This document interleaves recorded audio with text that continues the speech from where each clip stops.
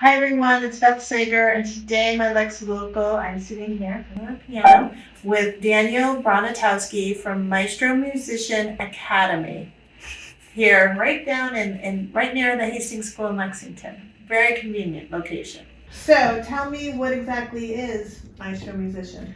Maestro Musicians is a school that was founded in 2014. Okay. We serve about 150 local area families, and our primary instruments are piano, violin, voice, and also guitar. Oh, okay. We're primarily classically trained instrumentalists, and all of our employees and teachers have graduate degrees. And we have also a number of years of experience, all of us collectively. And we've been doing this not just since 2014, but many of our instructors have been working long before they came to us. Interesting. So what is it? Is it just lessons? Is it group lessons? Like, how does it work? Yeah, so we primarily focus on private instruction. We do have a group piano program called Piano Express. And I would say, though, probably our most popular offering is the private lesson program. Okay.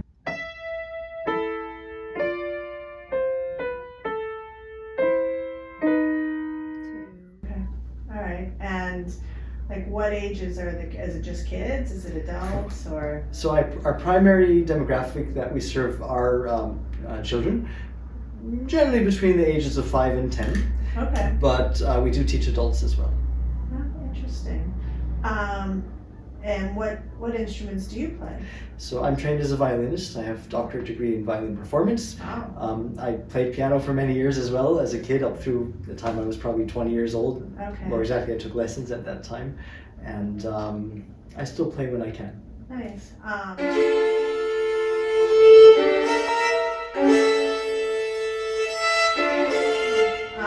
So a doctorate in violin performance, what does that mean exactly? So that's a great question. It's a big question. Yeah. So when you do a doctorate degree in performance, at least where I graduated from at Boston University, you could do either what's called a performance track or a thesis track. So I chose the performance track, which means that I had to not just do, I believe it was 5 recitals.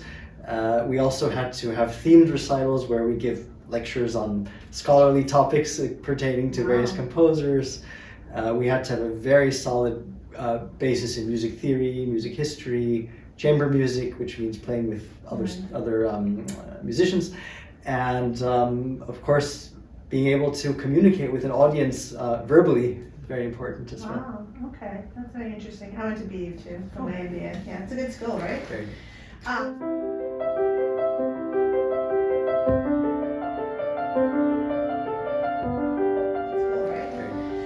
So after that, what did you do? You seem young. Did you start this?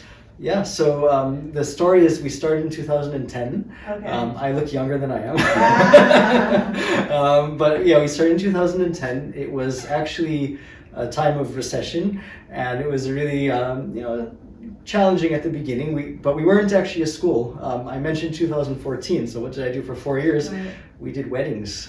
We were a wedding contracting agency. Wow. Yeah, so I would send musicians around New England. I would play as well.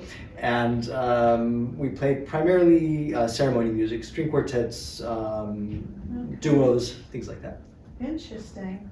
So that's what you did right from your doctorate. You started this in 2010, and then you decided running around New England wasn't that much fun? It wasn't that much fun. It was, hopefully this is not too controversial, but dealing with stressed out people who are about to be married is a little bit challenging, to say the least. That makes sense. I think most wedding planners will agree. Yes, no, I agree. So do you have a recital at the end of the year? How does that work? We have a minimum of 2 per year. Okay. Our recital seasons are in June and also in January, sometimes February, depending also on weather. Okay. But we also intersperse the recitals with nursing home concerts.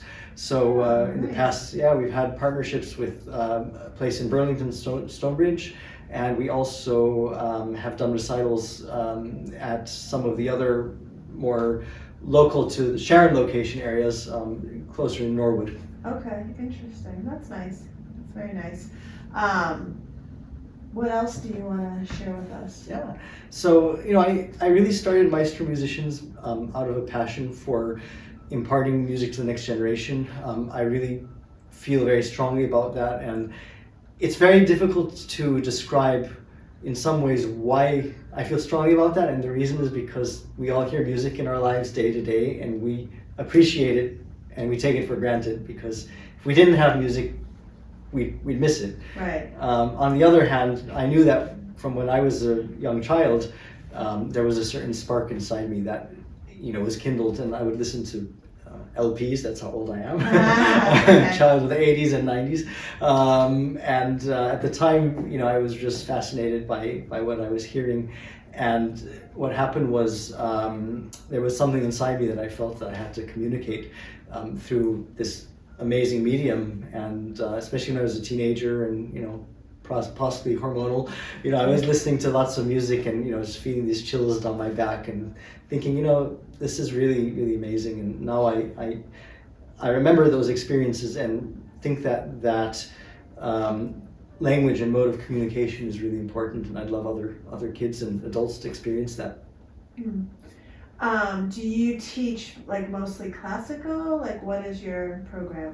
So we are on paper a classical music school, but Okay. we do have a number of kids, especially the voice students, who do some pop music, and we've done folk and other genres, but primarily we're classical. But there's always that small handful at our recitals that will perform something totally different, and everyone's like, wow, this is really amazing, and as long as it's appropriate, we'll teach it. Right. Nice. All right. Cool. Anything else? Well, I think that pretty much sums it up, except I think the most interesting thing from a academic standpoint is, of course, the benefits of music education, why someone should take lessons to begin with, other than the fact that we love it and we just kind of naturally gravitate toward it. Right. as musicians. But people always talk about this connection between music and math and music and academics, and it's a little bit maybe cliche or trite from the standpoint of a musician, because we hear it all the time, and people come up to us and say, oh yeah, you must be good at math because you play music. And although that's often true, I think more important is actually, and I see this with my own kids, is the fact that music lessons really teach the ability to become self-sufficient in anything. You can learn a piece of music on the piano or anywhere, and you suddenly you come into this world where you need to create a structure where you're learning how to start a project from start to finish. And in that project, you have to know how to get there, and your teacher will guide you. But there's a certain point as you become a young adult where you say, okay, now I can teach myself. And my teacher is really more my mentor. And it's a little bit like parenting as well. I think, you go from that manager to supervisor to consultant role. Oh, interesting. Interesting outlook. Well, thank you. Thank you for your time. That's Very interesting. Thank you.